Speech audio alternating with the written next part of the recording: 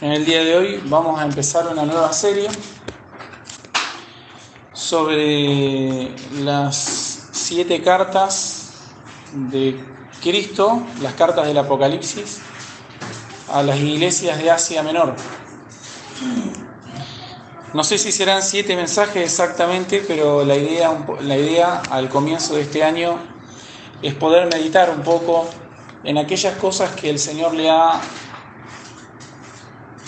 marcado a su iglesia de aquel tiempo, para aprender nosotros hoy de esas cosas que el Señor les ha marcado, que el Señor les ha resaltado, porque son virtudes y defectos, son pecados que han persistido a lo largo de todos los siglos en la iglesia. A veces cuando uno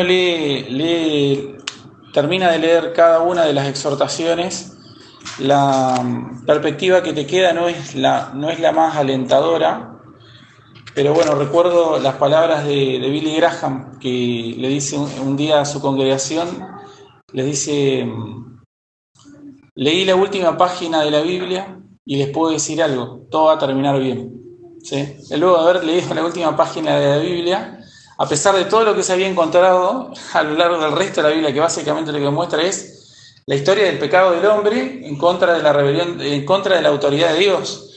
Pero en la última página, él la termina de leer y dice: bueno, quiero darles un mensaje de aliento, todo va a terminar bien, porque leí la última página de las Escrituras. Si me pueden acompañar a Apocalipsis, capítulo 2, nos salteamos la introducción. Apocalipsis, capítulo 2, vamos a leer solamente versículos 1 al 7.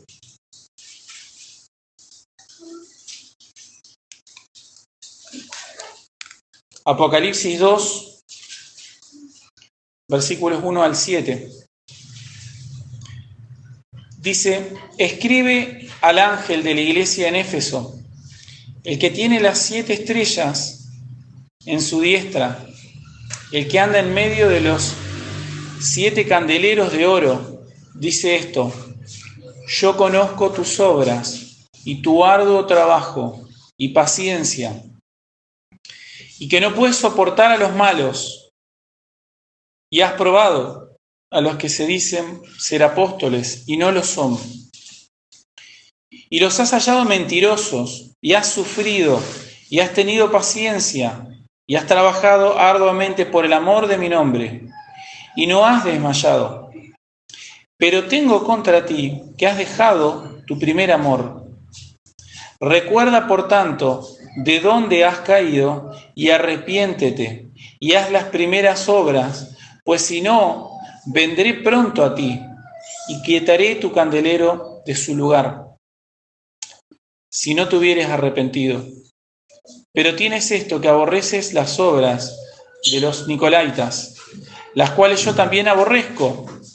El que tiene oídos, oiga lo que el Espíritu dice a las iglesias. Al que venciere le daré a comer del árbol de la vida, el cual está en medio del paraíso de Dios. Cuando uno lee las 7 cartas de corrido, te queda, por lo menos a mí, me quedaron varias cosas, pero pude resaltar 3 que creo que son comunes a todas, pero son especialmente nítidas en esta carta. El primer punto que podemos resaltar es que Dios conoce tus obras. Dios conoce las obras de la iglesia. En todas las cartas Él dice: yo conozco tus obras, yo conozco tus obras, yo conozco tus obras. Y dice, por ejemplo, el fiel y verdadero, el que es desde el principio: yo conozco tus obras. Dios conoce nuestras obras buenas y malas, como se resalta aquí. Resalta las buenas, pero también resalta las malas. Desde un simple vaso de agua, en nombre de Cristo, o algo tan relevante como darle de beber de la fuente de agua viva a alguien que no conoce a Cristo, que es predicarle el Evangelio. Por otro lado, las malas obras son conocidas por el Señor. Y el llamado siempre es el mismo, es el llamado al arrepentimiento y al cambio de actitud. Y en caso de no hacerlo hay una advertencia y una sentencia. La lámpara va a ser quitada. Para algunos casos, para algunas iglesias ya es tarde. Es decir, para algunas iglesias la advertencia ya es una advertencia de muerte. Es decir, tu tiempo de arrepentimiento se terminó. Se terminó. ¿Sí? Por eso, amados hermanos, una cosa muy importante es que el día del arrepentimiento es hoy, es ahora. ¿Sí? Cuando el Señor hace un llamado, lo hace ahora mismo, en este lugar, ahora. Y no te está preguntando si querés venir o no. Él te está diciendo es ahora. No quiere saber tu opinión. Él quiere que vos te definas. ¿Para dónde vas a ir? ¿Me vas a seguir sí o no? Y el Señor lo ha demostrado eso. A lo largo de todo su ministerio. Le dice a uno, vos seguime. Y le dice, no, pero yo tengo que hacer... Bueno, listo. El Señor ya había decidido ir a Jerusalén. Y si esa persona no lo siguió, quedó en el camino y la oportunidad se perdió para siempre. El Señor conoce nuestras obras. Es por eso que la Biblia tan intensamente dice, palabra fiel es esta, Tito 3:8, por ejemplo. En estas cosas quiero que insistas con firmezas, que los que creen en Dios, Tito 3:8, procuren ocuparse en buenas obras.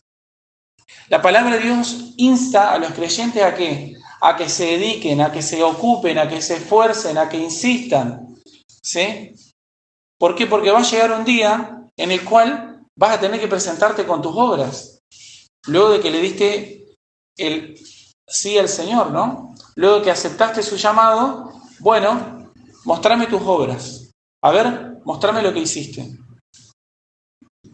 Constante vemos exhortaciones a la dedicación, al esfuerzo, a ocuparse. El segundo punto que podemos ver es que la mayoría de las iglesias es reprendida. Es decir, la mayoría de las iglesias, de las 7 iglesias, hay 5 que son duramente reprendidas y amenazadas de que van a perder el candelero, es decir, que el Espíritu Santo les va a ser quitada, que van a quedar como una cáscara vacía. De las 7, 5 reprendidas, solo dos no son reprendidas por el Señor, sino que son alentadas. ¿Y quieren que les diga una cosa, hermanos? Eso hoy es cierto. La mayoría de las iglesias están en graves faltas delante del Señor. Son muy pocas las que no lo están. ¿Sí? Si hacemos una matemática simple, 2 de 7, ¿cuánto te da? 2 de 7, ¿cuánto nos da? ¿Sí? Es decir, más de un tercio menos de un tercio de las iglesias está haciendo bien las cosas. Hay más de un 70% que no. Hay más de 7 de cada 10 no. O más, un poco más en realidad. ¿Está? En 1 Timoteo 4, del 1 al 3, cuando Pablo, esta carta que Juan está escribiendo es ¿a quién? A los Efesios, ¿no? Cuando Pablo escribe la primera carta de Timoteo, Timoteo era pastor en Éfeso.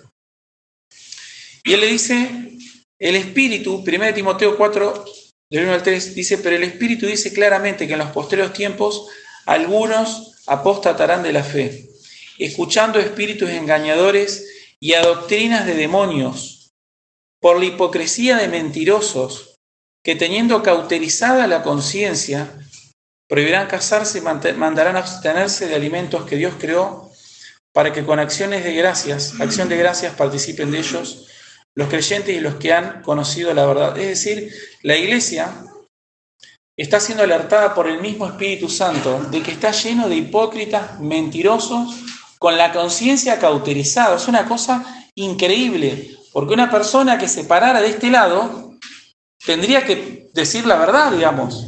Tendría que estar diciendo la verdad, tendría que estar proclamando la verdad. Sin embargo, el Espíritu mismo denuncia que en los posteriores tiempos, es decir, los tiempos que estamos viviendo, los tiempos desde la muerte y resurrección de Cristo hasta la segunda venida de Cristo, los posteriores días, va a estar lleno de hipócritas mentirosos que van a estar engañando a las personas, seduciéndolas con su propio pecado. Es decir, viene un tipo que es un lujurioso, que es un codicioso, y de este lado va a haber alguien incitando la codicia y la lujuria de esa persona. Una cosa increíble y en nombre de Dios. O sea, en nombre de Dios. O sea, una cosa increíble, pero la desgracia es que eso ocurre hoy y creo que la proporción debe ser peor. Yo pienso que la proporción de esta, ¿no? Que 5 de 2 son apóstatas. 5 de 7 son apóstatas. Yo pienso que esa proporción ha aumentado con el paso del tiempo. Creo que ha sido peor, ¿sí? Porque el nivel de blasfemias que vemos hoy en día, yo pienso que ni siquiera a los más apóstatas de los tiempos de Pablo se les habría ocurrido hacer cosas así, blasfemar tanto contra el Espíritu Santo, jugar tanto con el nombre de Dios. Entonces, cuando Timoteo recibe esta carta, él era pastor en Éfeso y fue advertido, y gracias a Dios él oye la advertencia. Y esta misma advertencia pesa para toda la iglesia de Cristo, pesa para todos nosotros hoy. Es la tarea de los miembros de la iglesia examinar lo que se está enseñando del púlpito, y es la tarea del pastor examinar a la iglesia y corregir a la iglesia, encaminarla por las sendas del Señor. El tercer punto que uno puede ver es que estamos en una batalla a muerte contra Satanás. Y la mayoría la va a perder. La mayoría va a perder esta batalla. Desgraciadamente, la mayoría de las iglesias visibles que nosotros vemos van a perder o ya han perdido esta batalla. Aún las mejores iglesias, aún aquellas iglesias que han gozado de una mayor fama, han perdido esta batalla contra Satanás. Satanás se ha metido dentro de esas iglesias, ha tomado los lugares de predicación, ha tomado los lugares de liderazgo y están guiando a todas las cabras al infierno, ¿sí? Porque en definitiva, una persona que sigue un falso maestro es una cabra, ¿no? Entonces esas cabras se van al infierno, pero desgraciadamente muchos verdaderos creyentes son afectados por eso, ¿sí? Porque entre medio de tantas cabras hay alguna ovejita de Cristo en esos lugares, ¿sí? Y son gravemente dañadas por la acción tanto de los falsos maestros como de las cabras, ¿no? Entonces, estamos en una batalla a muerte contra Satanás y muchos la van a perder, desgraciadamente, la mayoría.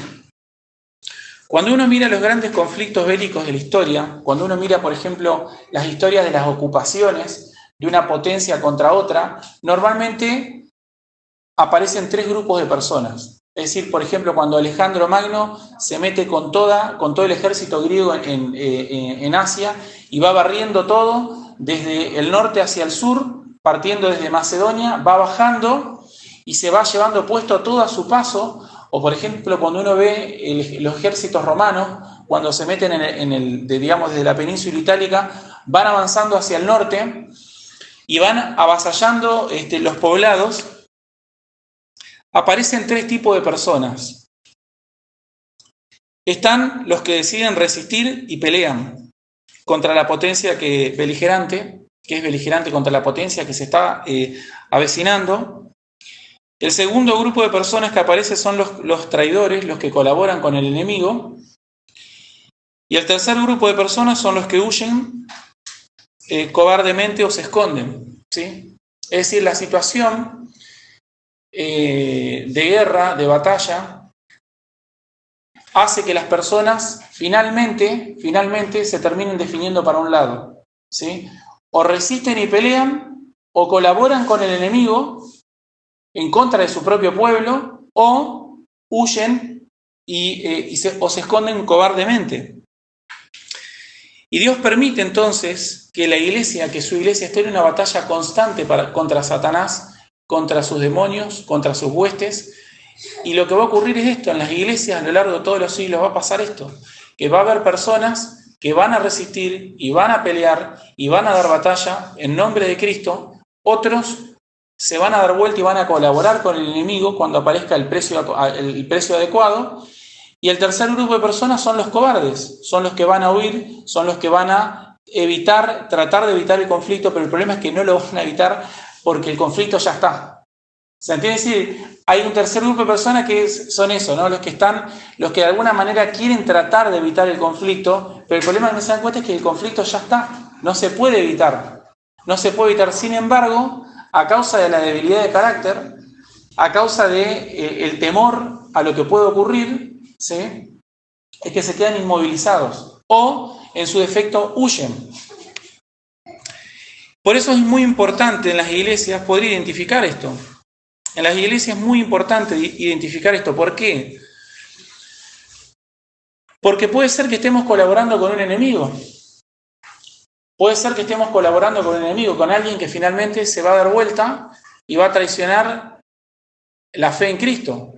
¿Sí? Y esto desgraciadamente lo hemos visto muchísimo, También es importante identificar a los cobardes, porque también es una pérdida de tiempo. Cuando uno está en una batalla, normalmente, ¿qué es lo que pasa? Los recursos escasean. ¿Sí? Cuando uno está en una especie de conflicto, normalmente lo que ocurre es que los ciclos de mercado, de producción de bienes y de intercambio se ve interrumpido, digamos, ¿no? Entonces ya la gente no puede trabajar tranquila, no puede vivir de manera normal, entonces ya los bienes empiezan a escasear. Y si uno comparte los bienes con alguien que finalmente va a ser un enemigo o con alguien que finalmente no va a pelear, entonces la batalla está perdida. ¿Se entiende lo que les quiero decir? Por eso es muy importante identificar quién está de cada lado. Obviamente que eso no lo hacemos, no lo hacen los hombres a dedo. Y me adelanto a una cosa que les iba a citar, que es que en 1 Corintios 26 y 27, el Señor dice, por medio de Pablo, dice, muchos de ustedes no son ni sabios ni fuertes, ni tampoco son nobles. ¿Sí? Es decir, sino que Dios ha escogido lo insensato y lo necio. ¿Sí? Es decir, que si nosotros hemos venido a Cristo, posiblemente, en promedio, antes de venir al Señor, hayamos sido más insensatos, más necios, más viles y despreciables que el medio de las personas. ¿Sí? Lo que ocurre es que cuando uno viene a Cristo, deja de ser un blasfemo, un perseguidor, un lujurioso, un codicioso, y pasa a ser un hijo de Dios. Entonces ya superás en rectitud a la media de la gente que te rodea. Pero en cuanto te apartes del Señor, en cuanto te enfríes, en cuanto dejes de perseverar en la comunión con Él, rápidamente vas a pasar a ser otra vez un insensato y un necio y a quedar delante de todas aquellas personas con las que vos profesás fe como un necio, otra vez, ¿no? Como alguien que vuelve a los antiguos caminos. En el año 2013, en Los Ángeles, les cuento una pequeña ilustración. Un hombre de 79 años, llamado Samuel Little, fue juzgado y encontrado culpable del asesinato de 3 mujeres entre 1987 y 1989. Crímenes por los cuales cumple 3 sentencias de cadena perpetua. Las confesiones muestran que Little tenía como víctima en su mayoría mujeres, muchas de ellas pobres o con adicciones al alcohol o a las drogas, según las investigaciones.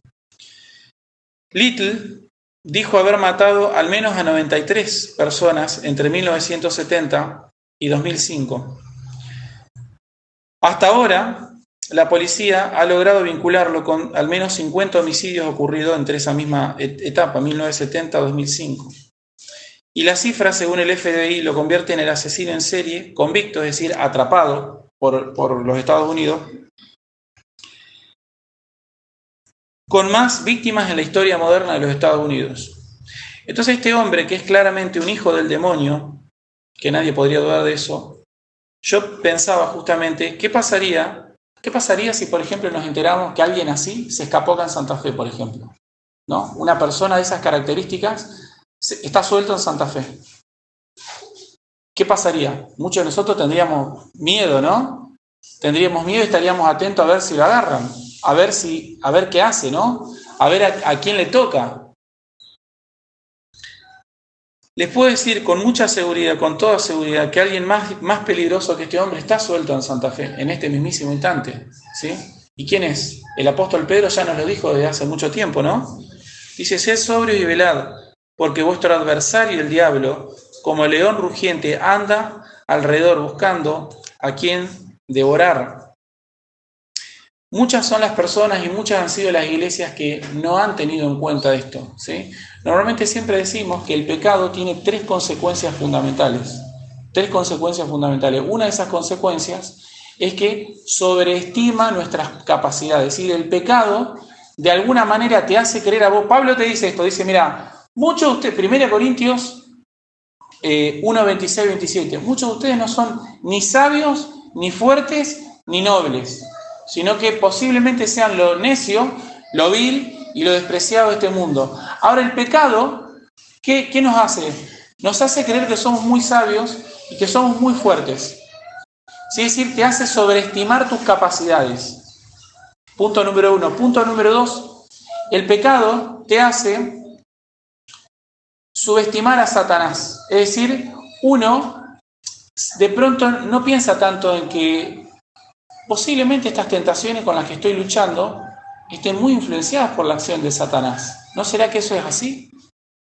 ¿Está? Es decir, el pecado te hace descuidarte de Satanás. Segundo punto. Y tercer punto es que el pecado te da la sensación de que tenés tiempo, te hace abusar de la gracia de Dios.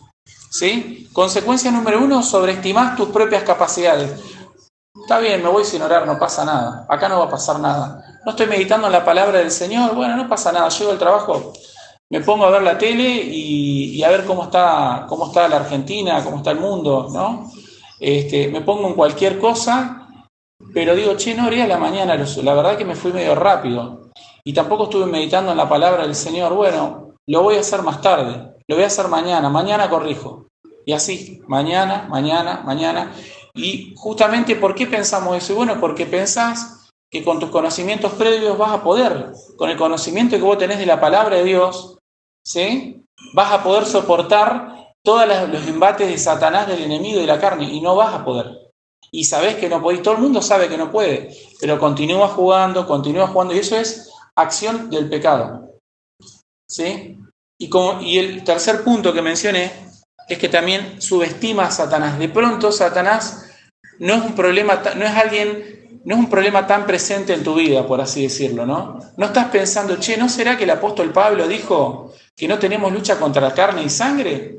¿No será que no tenemos lucha contra carne y sangre, sino contra potestades, principados de las tinieblas? Entonces vos pensás, no, esta persona debe ser que tuvo un mal día, ¿no? No te estás dando cuenta que seguramente Satanás está insuflando todos los malos pensamientos, haciendo arder todas las pasiones vergonzosas en el corazón de las personas que te rodean y aún en el tuyo también.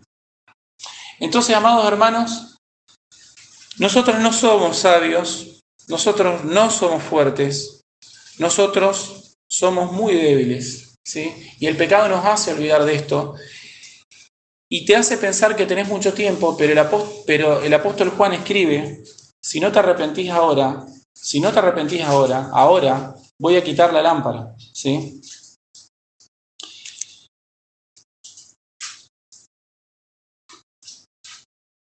Vamos a entrar de lleno en el texto y vamos a ir desglosándolo.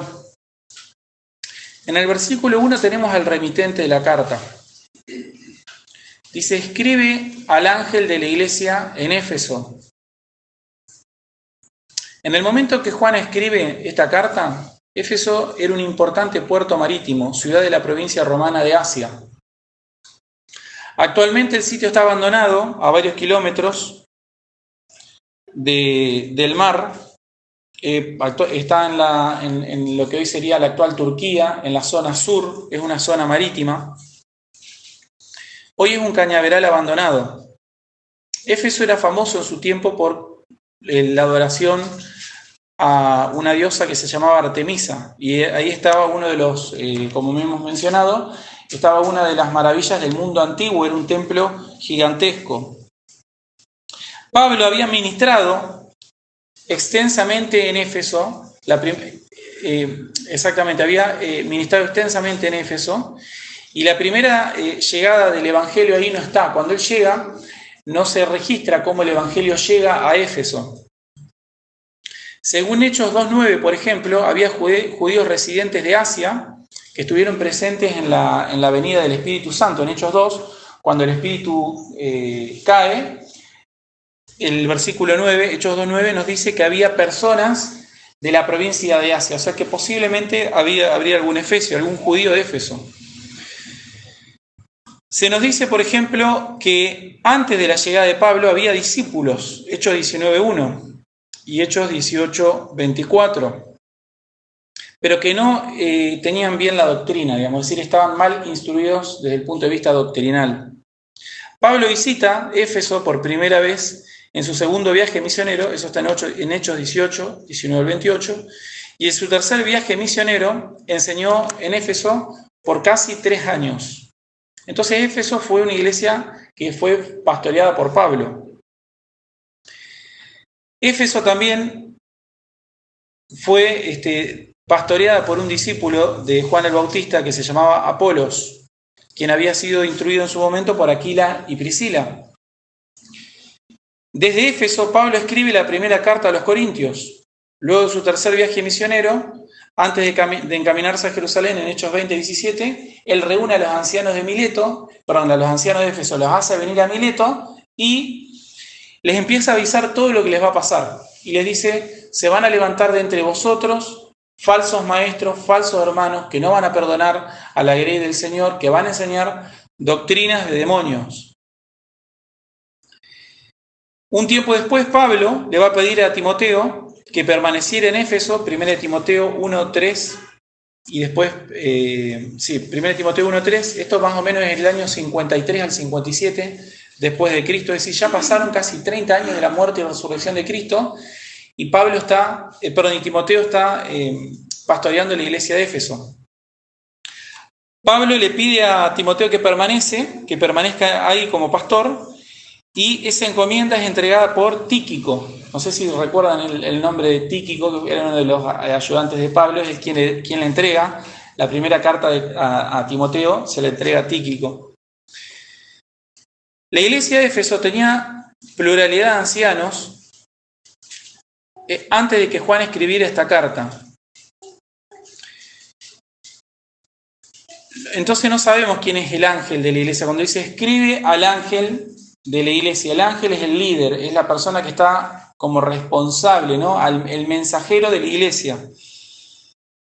Y Cristo se menciona, dice, el que tiene las 7 estrellas en su diestra, versículo 1, ¿no? Eso tiene que ver con la propia descripción que hace Cristo de sí mismo al principio de Apocalipsis, en el capítulo 1.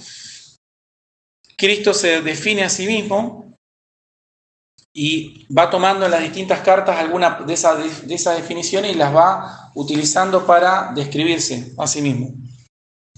Interesante también notar, ya que lo digo, no lo tengo escrito, pero bueno, ustedes recuerdan que hoy se enseñó acá, en la confesión de fe, se enseña sobre el día de reposo, ¿no? Ustedes saben cuándo ocurre esta visión, es decir, cuándo Juan recibe la visión. Fue en el día del Señor, ¿sí? Es decir, miren cómo a través de diferentes formas el Señor se ha encargado de mostrar que el día en el que Él resucitó realmente es un día especial, ¿sí? Realmente es un día particular. Luego de mencionar al remitente, que es el mismísimo Señor Jesucristo, dice, vamos a los méritos que le reconoce. Versículo 2, yo conozco tus obras y tu arduo trabajo, y parece un poco como repetitivo, ¿no? Se va a mencionar mucho el tema de qué cosa, del trabajo duro y de la paciencia. Trabajo, paciencia, sí, lo conozco. Dice, yo conozco tus obras y tu arduo trabajo y paciencia, y que no puedes soportar a los malos, y has probado a los que se dicen ser apóstoles y no lo son, y los has hallado mentirosos, y has sufrido, y has tenido paciencia, y has trabajado arduamente por amor de mi nombre, ¿no? Trabajo, paciencia, ¿no? Estas son 2 características fundamentales de esta iglesia. Esta fue una de las iglesias plantadoras, es decir, de la iglesia de Éfeso, es que han surgido muchas de las otras iglesias de Asia Menor que van a recibir cartas también de parte de Juan. Otra cosa interesante a notar es que en la medida en la que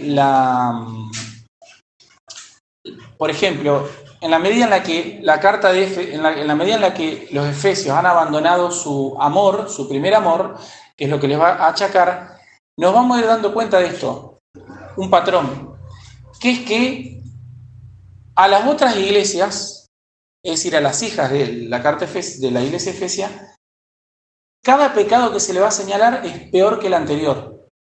¿Se entiende lo que quiero decir? Es, la madre está mal, las hijas están peor. Las hijas están peor, y peor, ¿sí? Entonces vemos también, de alguna manera, la responsabilidad que tiene alguien que es una influencia espiritual para otro. Está alguien que es una referencia, alguien que es una medida para los demás. ¿Está? Entonces, tu influencia espiritual puede ser terriblemente mala. Y cuando nosotros vemos la escala de pecado, el primer pecado fue, ¿qué cosa fue? Fue la violación del primero, segundo y tercer mandamiento por lo menos, ¿no? Y además intentaron mentirle a Dios, digamos, ¿no? Ahora, el segundo pecado que uno ve ya, ¿qué cosa es? Es un homicidio entre hermanos, digamos, ¿no? Es decir, siempre el pecado va a ir en incremento en la medida en la que no sea refrenado, ¿está? Y los pecados que vos te permitís posiblemente van a pasar a la segunda generación y le van a dar otra vuelta de rosca, ¿sí? Vemos los méritos que le resalta ¿qué cosa? Son frutos del Espíritu Santo, ¿no? El arduo trabajo y la paciencia. Era una iglesia de sana doctrina, dice, porque no puedes soportar a los malos y has probado a los que se dicen apóstoles y no lo son y los has hallado mentirosos. Ahora, ¿cómo es posible hallar a alguien que es un mentiroso? Que alguien que te está engañando. Es decir, para que alguien te engañe, para engañar a otra persona, lo que te está diciendo, o para ser engañado, lo que te está diciendo tiene que ser muy parecido a la verdad, porque si no, no te puede engañar. Si yo te digo que esto es un auto, no voy a engañar a nadie con eso, ¿sí? Porque la distancia entre lo que estoy diciendo y los datos previos que todos tienen es mucha, ¿no? Ahora, si te estoy diciendo que este es no te muestro la tapa y te digo que esto es un iPhone, y bueno, podría ser, hasta que no lo dé vuelta y no lo veas no te vas a dar cuenta. Pero en principio puede ser, ahora tiene un loguito de Motorola, pero lo que les quiero decir es esto, que para que alguien te engañe, lo que te está diciendo tiene que ser muy parecido a la verdad. Tiene que ser verosímil, tiene que haber verosimilitud en lo que te está diciendo, si no, no te va a poder engañar. Ahora, para detectar una mentira se necesitan dos cosas, digamos, en principio. Estar persuadido de la verdad, detectarlo inmediatamente. No, mira, lo que vos estás diciendo está mal, me estás mintiendo, ¿sí? Me estás mintiendo porque lo que estás diciendo no es así, ¿sí? Tuve una nueva revelación y va a pasar tal cosa. Bueno, lo que estás diciendo es mentira, porque la palabra de Dios dice que la palabra profética más segura ya está escrita. Entonces, por lo tanto, esta persona tiene que ser un mentiroso por consecuencia lógica, ¿sí? Entonces, conociendo la verdad, uno puede detectar rápidamente la mentira.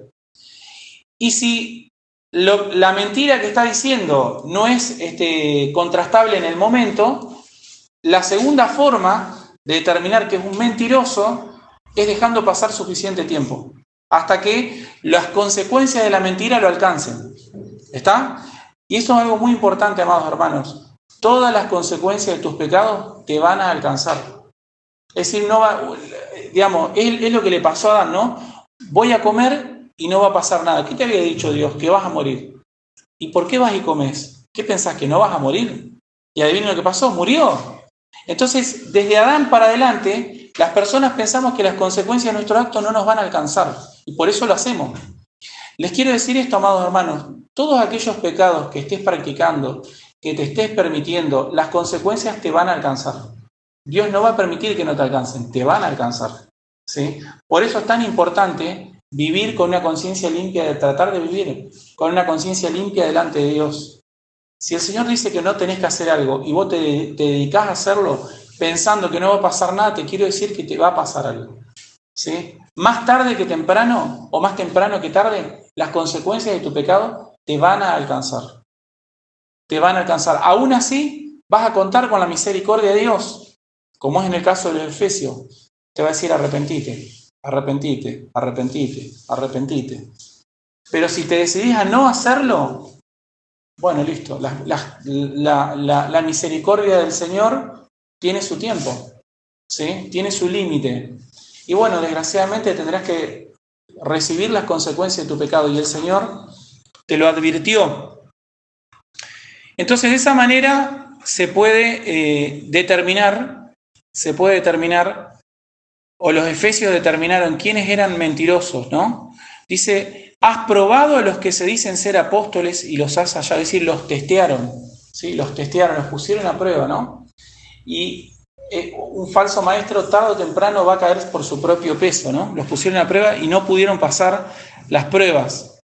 Y dice, y has sufrido, y has tenido paciencia, y has trabajado arduamente. Esto es contradictorio. Has trabajado arduamente por amor de mi nombre y no has desmayado. Es una cosa bastante rara esta. ¿Cómo puede ser? Dice, has trabajado arduamente por amor de mi nombre y no has desmayado. Pero luego le dice, pero tengo contra ti que has perdido tu primer amor. O sea, es medio contradictorio, digamos, ¿no? Porque si estás trabajando por amor de mi nombre, ¿cómo puede ser que hayas perdido tu primer amor, digamos? No se entiende muy bien. O sea, sí, les voy a explicar que sí, efectivamente sí se entiende, pero si uno lo lee así simplemente, no queda muy claro qué es lo que está pasando, digamos. ¿Trabajaste por amor de mi nombre o perdiste el primer amor, digamos? ¿Qué es lo que está pasando, no? Lo primero que hay que decir es que el hecho de que ellos sigan trabajando por el amor del nombre del Señor no es mérito de ellos, es mérito de Cristo. ¿Sí? Lo que vas a ver a continuación, ¿por qué? Porque ellos habiendo perdido su primer amor, ellos aún, por así decirlo, tenían en su mente, si pudiéramos hacer una disquisición entre la mente y el corazón, ¿no? Tenían en su mente, por así decirlo, la verdad del Evangelio, ¿sí? La verdad del Evangelio estaba ahí y ellos continuaban trabajando, pero de alguna manera habían perdido el ímpetu, habían perdido la pasión y habían perdido ese amor que el trabajo con el Señor requiere.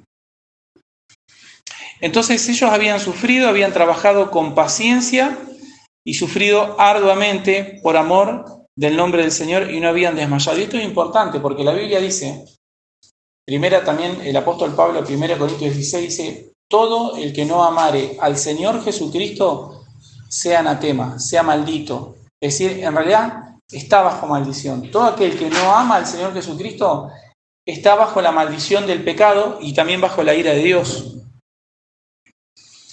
Sin embargo, acá les recrimina. Ahora vamos a la recriminación. Tengo contra ti que has dejado tu primer amor.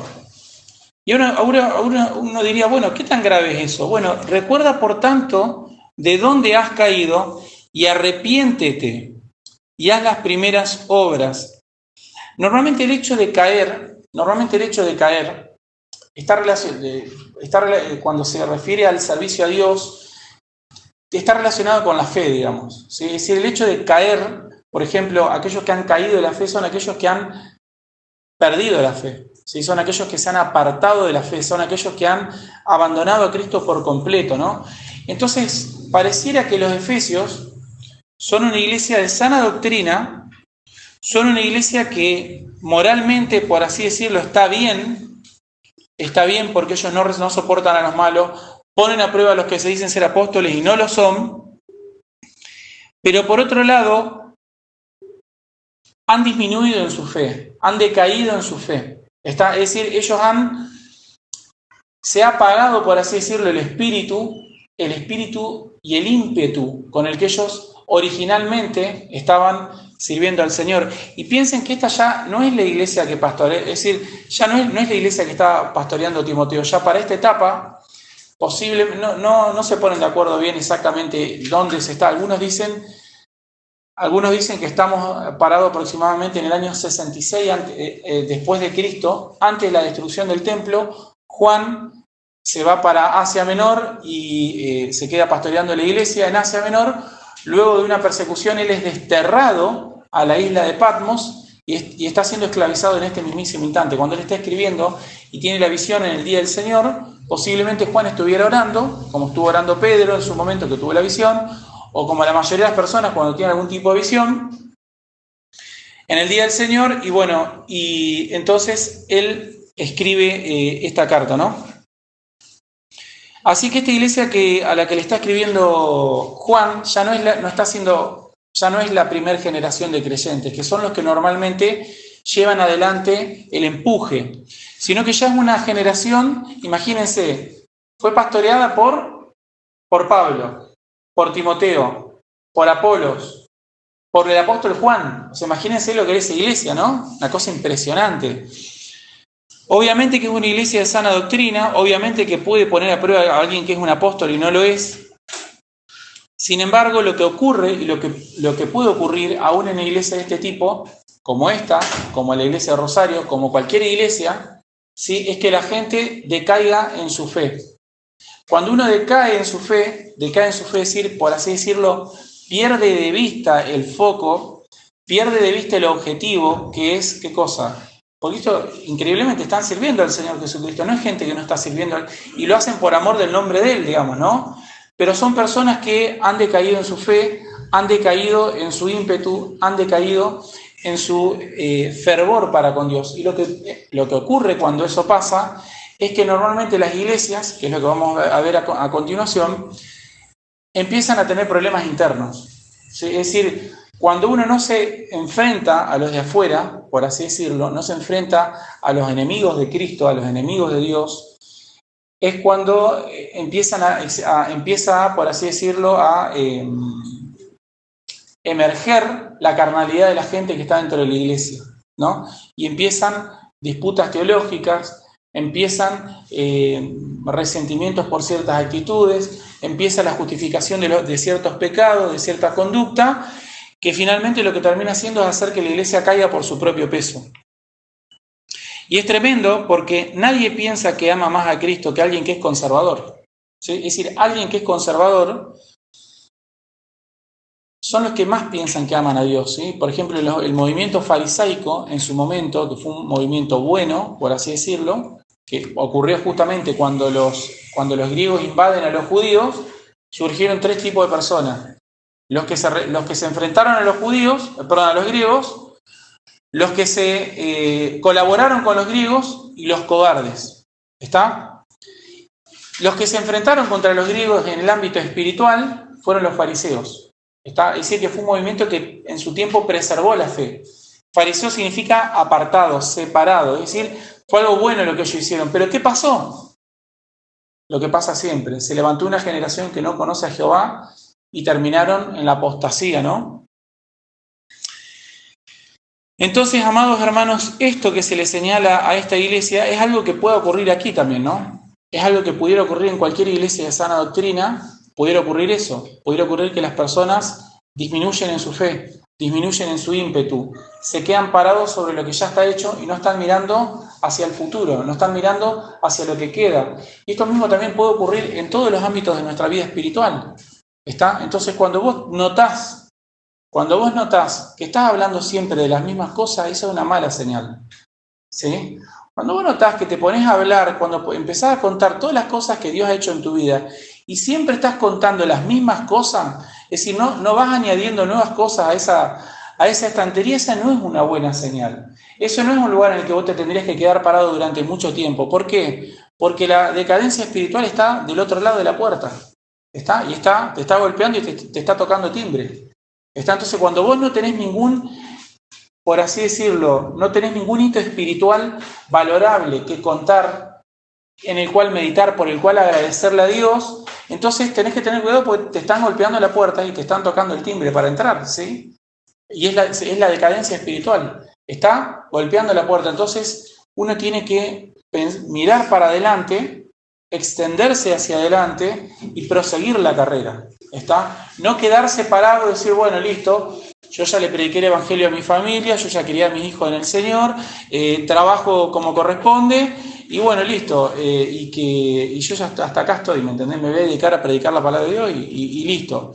No, todo creyente tiene que estar siempre pensando en progresar espiritualmente. Vos tendrías que mirar el 2022 contra el 2023 y decir, he progresado espiritualmente. porque leí toda la Biblia, porque prediqué el Evangelio, porque sufrí por causa de Cristo. Bueno, perfecto. Buenísimo, buenísimo. Para el 2024 tiene que haber un pasito más allá. Tiene que haber un pasito más. Bueno, tengo que poner mi vida en orden, voy a empezar a vivir conforme a todo lo que la palabra del Señor dice, conforme a todo el consejo de Dios. Tales actitudes pecaminosas, bueno, las voy a empezar a combatir, ¿sí? Voy a empezar a disciplinarme espiritualmente. ¿Por qué? Porque no soy ni tan sabio, no soy ni tan fuerte, ¿está? Ni tan noble. Entonces necesito de la sabiduría del Señor, necesito de la fuerza del Espíritu Santo, necesito de la rectitud del Señor en mi mente para obrar conforme a su palabra, ¿sí? Entonces viene la advertencia: recuerda por tanto de dónde has caído y arrepiéntete y haz las primeras obras. Entonces, ¿cómo te das cuenta de que hay verdadero arrepentimiento? Bueno, porque sentís como que si pudieras volver a hacer las mismas obras que hiciste en su momento. ¿Está? Te das cuenta de que estás tan convencido por la palabra del Señor, por el deseo de servirlo, que no podés quedarte más un segundo de esta manera y que tenés que empezar a hacer algo, tenés que empezar a hacer lo que estabas haciendo antes. No tenés que dormirte en los laureles. Y tiene que arrepentirse. Entonces, hermanos, esto es una cosa muy interesante. Hay que arrepentirse de la decadencia espiritual, ¿sí? Uno se tiene que arrepentir de la decadencia espiritual. Estás en decadencia espiritual, te tenés que arrepentir. Y lo bueno es eso, es que te podés arrepentir de la decadencia espiritual. Normalmente cuando una persona está muy involucrada en un pecado, siente que no puede salir de ahí. Es decir, cuando una persona, por ejemplo, lucha hace mucho tiempo con la pornografía, o lucha hace mucho tiempo con la pereza, o lucha hace mucho tiempo con la incredulidad, lucha hace mucho tiempo con un determinado pecado, con la codicia, siente que no puede salir de ahí. Bueno, esa es una de las consecuencias del pecado, pero ¿sabes? Te tengo una buena noticia, no es así. Se puede salir de ese estado. Bueno, yo siento que hace mucho tiempo que la verdad que vengo con la capa caída. Bueno, te tengo una buena noticia, te podés arrepentir ahora mismo de eso que estás haciendo. Es un pecado que lo has estado practicando de manera disciplinada, o sea, lo has estado practicando de manera has sido disciplinado en practicar ese pecado. Pero te tengo una buena noticia, podés salir inmediatamente de ese pecado. ¿Qué es lo que tenés que hacer? Bueno, recordá, no sos ni tan sabio ni tan fuerte, por eso no has salido. Pero ¿cuál es la buena noticia? Que el Señor, que la sabiduría de Dios, o que, como dice Corintios, ¿no? La insensatez de Dios es mucho más sabia que toda la sabiduría de los hombres. Y la debilidad de Dios es mucho más fuerte que cualquier fuerza de los hombres. Entonces, amado hermano, se puede salir de cualquier situación de pecado, especialmente de esta, que es muy destructiva, que es la decadencia espiritual. ¿Cómo se sale? Bueno, tenés que volver a la comunión con el Señor. ¿Y cómo se vuelve a la comunión con el Señor? Bueno, apartá tiempo para orar. Dejá de hacer cualquier otra cosa. ¿Llegás cansado o cansada del trabajo? No prendas la tele. No te pongas con el celular. No te pongas a ir a visitar a un amigo. No vayas a ver qué está pasando afuera. Agarrá la palabra del Señor, encerrate en tu pieza. Y el Señor dijo: el que me busca, el que busca encuentra, el que llama se le abrirá, y el que pide recibe. ¿Vos pensás que si le pedís de corazón salir de la decadencia espiritual o de cualquier otro pecado no lo vas a recibir? El problema es que no orás por eso como debieras. No orás por eso como debieras. El problema es que no meditas en la palabra del Señor como debieras. Pero no sé meditar en la palabra del Señor. Bueno, memorizá la palabra del Señor. Entonces, ¿no sabés meditar? Memorizala. Agarrá un pasaje de las Escrituras, léelo y memorizalo en tu cabeza. Y cuando venga la tentación pecaminosa a tu cabeza, ese versículo va a venir a tu mente, pero no va a venir de cualquier manera, porque es la palabra del Señor. Ese versículo viene con el poder del Señor. No es como recordar el preámbulo de la Constitución o recordar una canción. Estás meditando en su palabra, que es poderosa. Entonces esa palabra va a venir a tu mente con poder de Dios, con poder de Cristo, ¿sí? Y podés llevar ese pensamiento cautivo al Señor. ¿Está? Todos aquellos que estaban envenenados por el pecado, en la salida del Éxodo, ya que se mencionó hoy también, ¿qué es lo que tenían que hacer? Tenían que mirar a la serpiente de bronce, ¿no? Y el Señor que dice, bueno, también creo que es Malaquías, dice, ¿no? Van a mirar al que traspasaron. Bueno, amados hermanos, Si ustedes miran al que traspasaron, si ustedes miran a la serpiente de bronce, si ustedes miran a Cristo, van a ser sanados del veneno del pecado. Van a ser sanados del veneno de la lujuria, de la codicia, del enojo, de la ira. No, pero ¿sabes lo que pasa? Que yo soy así. No. Me cuesta controlar mi ira, soy iracundo, o soy muy perezoso, digamos. Bueno, listo, perfecto. Tengo una buena noticia. Si mirás al Señor Jesucristo, vas a ser sano de ese veneno. ¿Sí? Ese veneno se puede sanar si mirás al Señor Jesucristo. Entonces hay que arrepentirse y haz las primeras obras. ¿Cómo sabés que te arrepentiste? Porque el arrepentimiento va acompañado de obras verdaderas de justicia. ¿De qué viene acompañado? ¿Cómo te das cuenta de que te arrepentiste de esto? Bueno, porque no solo te vas a levantar ahora el martes, también lo vas a hacer el miércoles, también lo vas a hacer el jueves, también lo vas a hacer el viernes. Y vas a empezar a dejar de confiar tanto en vos mismo. Vas a dejar de confiar tanto se genera en el corazón de las personas una aversión al pecado. Es decir, cuando uno está bien con el Señor y ya no querés volver a estar en pecado, ya no querés volver a practicar el pecado, no querés volver a sentir la amargura que se siente estando en pecado. Uno no quiere volver a pasar por eso. Incluso el Padre Nuestro dice, ¿qué dice? Líbranos del mal, ¿no? Líbranos del maligno. ¿Sí? Perdona nuestras deudas como nosotros debemos perdonar a los que nos ofenden. Y no nos dejes caer en la tentación, mas líbranos del mal. Es decir, uno ya no quiere saber nada con la tentación ni con el mal. En este caso, en realidad, es líbranos del maligno, ¿no? O sea, vean esto. Uno es consciente de su propia debilidad y también del maligno. Que son dos de las cosas que pasan cuando uno practica el pecado, ¿no? Se olvida del maligno y sobredimensiona la gracia del Señor y el tiempo que uno tiene para arrepentirse. No tenés tanto tiempo. No piensen que tienen tanto tiempo. ¿Sí? Esa es una consecuencia del pecado. No piensen que tienen tanto tiempo.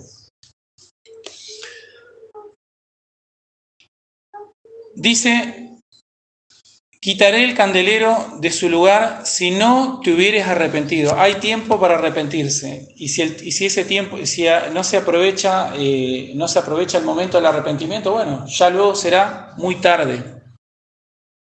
Ahí le señala, luego al final de todo dice, pero tiene, versículo 6, menciona otro mérito, pero tienes esto que aborreces las obras de los nicolaitas, las cuales yo aborrezco. Posiblemente eso sea un grupo de personas. Vieron que en el mundo griego antiguo había grupos de personas, distintos tipos de grupos relacionados con la filosofía o con algún tipo de práctica en particular, digamos, ¿no? Pareciera que esta gente eran personas que practicaban algún tipo de inmoralidad sexual, que estaban influenciando de alguna manera a toda la sociedad, pero dice, pero tienes esto, que aborreces las obras de los nicolaitas. Ahora, yo siento, amados hermanos, que esto en particular no es algo que pase tanto en las iglesias. Yo no siento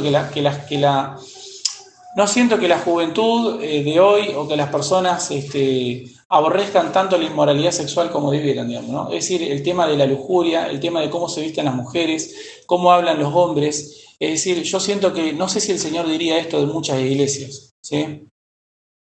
Pero es algo terrible. Dice, el que tiene oídos, oiga lo que el Espíritu dice a las iglesias. Esto también es una cosa que el Señor la ha mencionado, el que tiene oídos para oír, que oiga. ¿Sí? Esto justamente también, ¿no? Es parte de la condenación. Es parte de la condenación. ¿Por qué? Porque muchos van a oír pero no van a entender. Este es el problema. Muchos oyen pero no entienden. Muchos oyen pero no se sienten apercibidos, no se sienten exhortados. Desgraciadamente escuchan pero no entienden. Entonces, el que tiene oídos para oír, que oiga lo que dice el Espíritu a las iglesias. Y luego dice, al que venciere, le daré a comer del árbol de la vida, el cual está en medio del paraíso de Dios, ¿no? Este es el premio para todos aquellos que perseveren en la fe, para todos aquellos que no permitan y no dejen entrar en su casa la decadencia espiritual, que no se queden contando siempre las mismas cosas y que se pongan manos a la obra, ¿sí?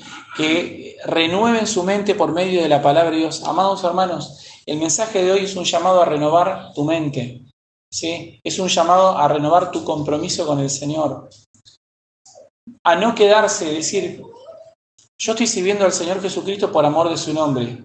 Ellos también, te quiero contar que los efesios también hacían eso. También estaban sirviendo al Señor Jesucristo por amor de su nombre y trabajaban arduamente y sufrían persecución, pero ¿qué cosa? Pero ellos habían decaído en su fe. Ellos habían decaído en su ímpetu y en su forma de servir al Señor Jesucristo.